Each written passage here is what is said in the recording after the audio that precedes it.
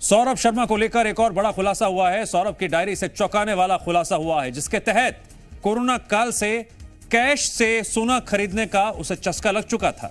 सौरभ वसूली के पैसे से सोना खरीदता था। सोना ले जाने में आसानी होती थी। पर्ची और डायरी में इसका जिक्र है।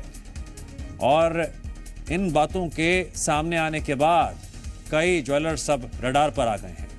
नोटों की गड्डियों के खराब होने का सौरभ को कहीं ना कहीं डर सताता था। यही वजह थी कि जो भी पैसा आता था इधर उधर किसी के पास से भी किसी भी तरीके से भी वो सोने में इन्वेस्ट करता था और सोना खरीदता था। शुरुआत में सोना जिस तरह से वो खरीदता चला गया और उसके बाद देखते ही देखते उसे चस्का लग गया।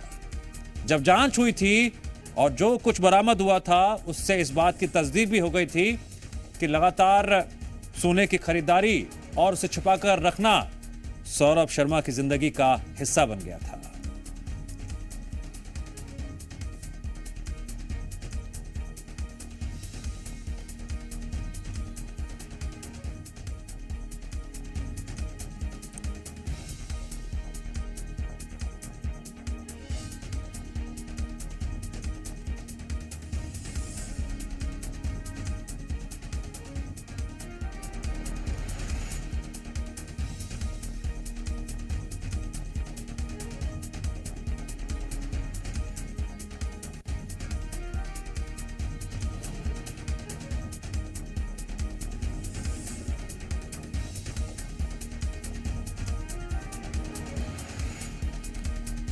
लगातार अहम जानकारियां सामने आ रही हैं सौरभ शर्मा के केस में। जब कार मिली थी, क्या जानकारी सामने आई थी? अब जो पूछताछ हुई है उसके तहत यह बात निकलकर सामने आई है कि खेत में पानी दे रहे शख्स ने सबसे पहले गाड़ी देखी थी। गाड़ी को कवर से ढककर चले गए थे लोग। फिर एक 4 व्हीलर में 4 गनमैन पहुंचे थे। गाड़ी के पास गनमैन को देखकर खेत में पानी देने वाले शख्स को शक हुआ। रातीबड़ पुलिस को सूचना दी गई। गाड़ी के बाद ऑटो लेकर आरोपी पहुंच गए थे।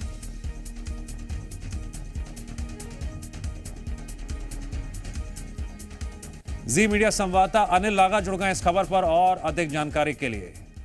अनिल, अब तो खुलासों की बाढ़ आ गई है। नित नए नए खुलासे हो रहे हैं और कड़ियां जोड़ना अब जांच एजेंसियों और पुलिस का काम है, ताकि इस पूरे खेल में कौन कौन शामिल है सबके चेहरे पर से पर्दा उठ सके।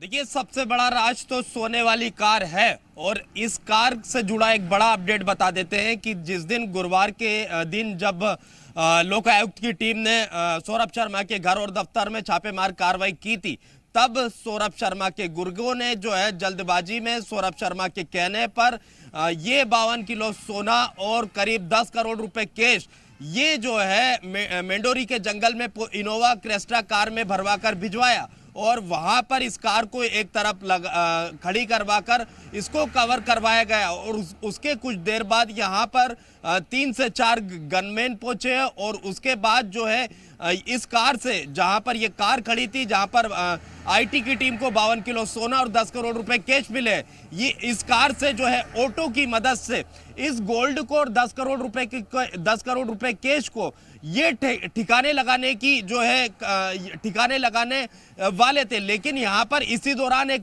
खेत में पानी दे रहे किसान की नजर पड़ी और उसके बाद जो है पुलिस को इसकी सूचना दी गई और पुलिस जो है यहाँ पर मौके पर पहुंची। तो ये 52 किलो कैश, माफ कीजिएगा, 52 किलो गोल्ड और 10 करोड़ रुपए कैश जो ये ठिकाना लगाना चाह रहे थे, वो ठिकाने लगाने में कामयाब नहीं हो पाए।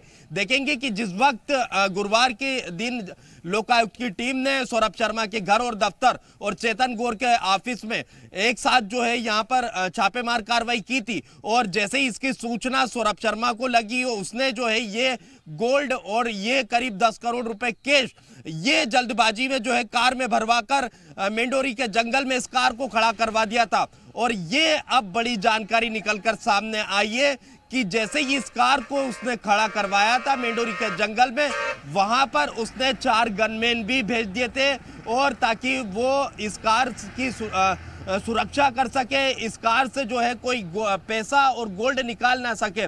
जैसे ही मौका उन्हें मिलता ऑटो की मदद से उस कार के से पैसा निकालकर ऑटो की मदद से इस पैसे को कहीं और ये गोल्ड को कहीं और ठिकाने लगा दिया जाता। लेकिन उससे पहले पुलिस को इसकी जानकारी लग गई, क्योंकि वहां पर खेत में एक किसान पानी दे रहा था और उसने पुलिस को इसकी सूचना दी। क्योंकि जब कार के पास जब 3 से 4 गनमैन उस किसान को नजर आते हैं तो उसे संदेह होता है और पुलिस को वो सूचना दे देता है और पुलिस मौके पर पहुंच जाती है। आईटी की टीम भी कुछ देर बाद वहां पर पहुंच जाती है।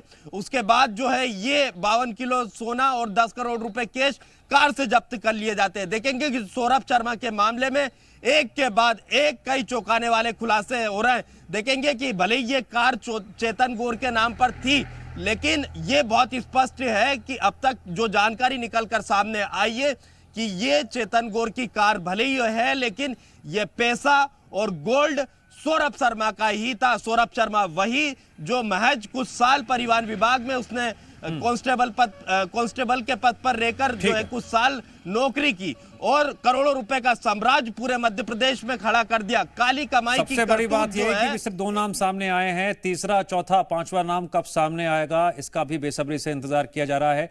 अनिल, फिलहाल जानकारी के लिए आपका शुक्रिया। सौरभ शर्मा केस को लेकर लगातार नए नए अपडेट सामने आ रहे हैं। अब सौरभ शर्मा मामले की सीबीआई जांच की मांग भी तेज हो गई है। All India motor transport association सामने आया है, जिसने ये मांग रखी है। पीएम मोदी और सीएम मोहन यादव को बाकायदा पत्र लिखा है और कहा है कि असली खिलाड़ी को पकड़ने के लिए सीबीआई जांच जरूरी है। एसोसिएशन ने सौरभ को विभाग का वसूलीबाज भी बताया है।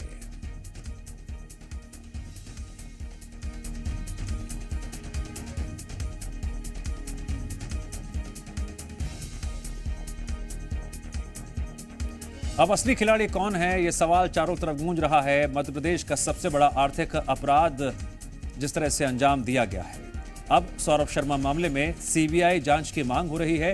ट्रांसपोर्ट एसोसिएशन ने पत्र लिखा है पीएम मोदी और सीएम मोहन यादव को और कहा है कि असली खिलाड़ी तक पहुंचने के लिए, उसे पकड़ने के लिए सीबीआई जांच इस वक्त बेहद जरूरी है।